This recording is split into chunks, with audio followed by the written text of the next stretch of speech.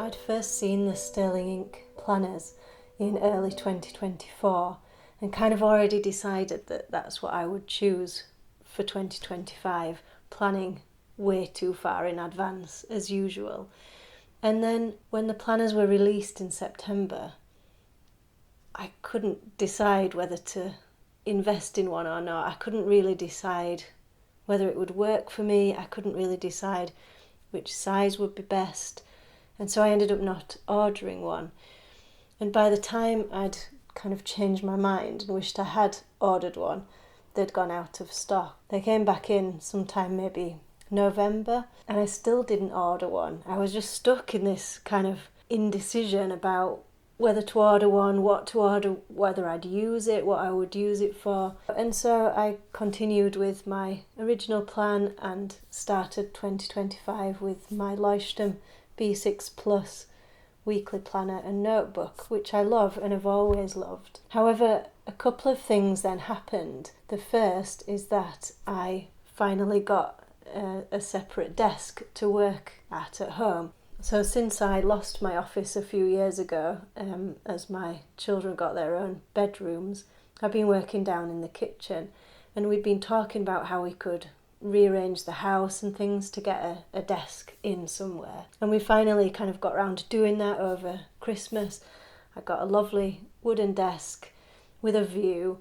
That changed things slightly because I've always had a separate planner and a journal. So I've had my planner in the space where I'm working, and then I've had my journal by my bed.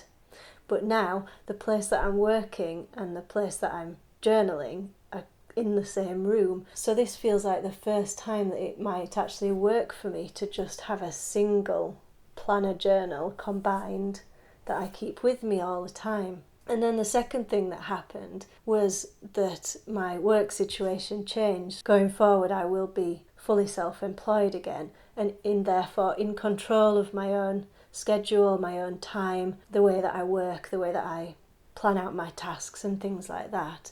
So it felt again like I could probably not only make use of a single planner journal, but actually benefit from having everything in one place. So all of these things led me to buying a Sterling Ink Common Planner very late for 2025. I went for the B6 Slim. It's the full year planner and it's the horizontal layout in black onyx. So I thought I'd do a full review of that planner and talk a little bit about how I hope it's going to work for me in this slightly new situation. It's a really nice cover. I really like the flexibility of the cover, but it also feels durable. I know that a lot of people put these in cases or different types of covers, and that can look really nice as well. Personally, I would like to keep mine just as it is, and the cover does feel sturdy enough for that. So we go initially into 2025 at a glance here, and then a double spread of blank pages, which I think in the details it's suggested that you use this for a vision board or your word of the year or whatever you want to kind of focus on for the year. And then we move into a more detailed goal breakdown. So this is all grid paper. You can list your goals down the left hand side, and then you've got someday, 1 year, half year, quarterly, monthly, weekly, daily.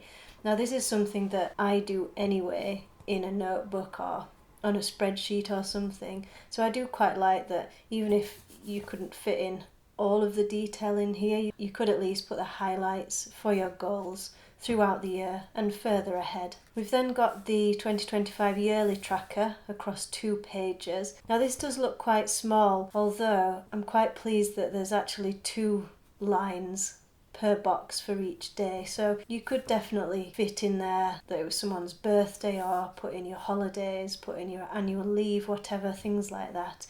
It's definitely a usable page, unlike some that I've seen which are just too small to be practical. This actually is the section that I was really excited to see. So these are more detail of your priorities per quarter, and I love that this is broken down by quarter because it just gives you that much more space to play around with it, to be creative, to put in the details of your goals, your focus areas, what you want to work on, things like that. And I think also it's very versatile, so it could work for personal or work or even a specific project that you're working on. So the top box here says priorities, and then we've got January, February, March, and then on the right hand page we've got January, February, March running vertically with the dates and the days of the month there. This is the page that I've seen people use as a tracker very often, and I can see that it would work really, really well for that. But there is enough space. There's also kind of extra boxes that you can just write freely in, which I like as well. So we've got that repeated for quarter 2, April to June, quarter 3, July to September, and quarter 4, October to December. We then move into the monthly calendars, which are nicely laid out, and I've heard a few people saying they really appreciate the fact that there's a full box for each day. There aren't any that are split boxes. You could fit in an event or an appointment, a birthday, something like that in these boxes. What I started to do recently in my Hobonichi was to put like a highlight of the day in each one, so it's a very, very brief kind of diary, if you like, capturing a highlight of each day. This is perfectly fine in terms of size for me to do that. So this planner starts in December 2024, and I believe it runs through until January 2026. And then we move into the weekly pages. Now, the horizontal versus vertical layout is always up for debate and completely just personal preference. I much prefer the horizontal layout.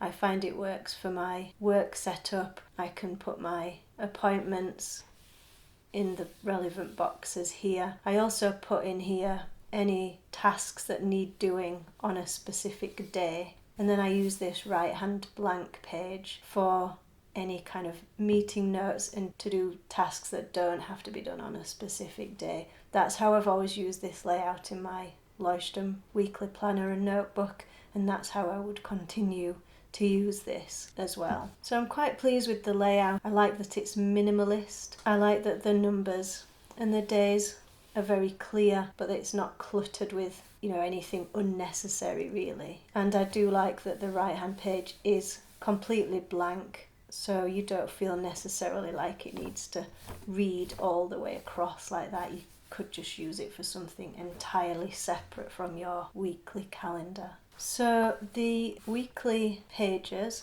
run up until the first week of January 2026. And then, because this is the full version of the Common Planner, the whole rest of this book is blank grid pages. So in this full version, there are 368 daily pages. So it's worth just looking. That bit is your planner, and that bit is your notebook or journal. That gives you a sense of kind of the thickness of it and how much space you've got to play with. So as I said at the start, I'm experimenting with, or at least considering for the first time, having everything in a single book. I think only time will tell if I can make this work. So I'm going to leave this video here for now, and then I'm going to follow up as I set this up over the coming days and show you what I feel is really going to work for me and my kind of various targets and priorities this year. And yeah, I'd love to know if you're trying to do the same, particularly if you're really looking for something that could be an all-in-one planner journal, and whether in fact you've tried that and it's worked for you or it hasn't. I'd love to hear from you.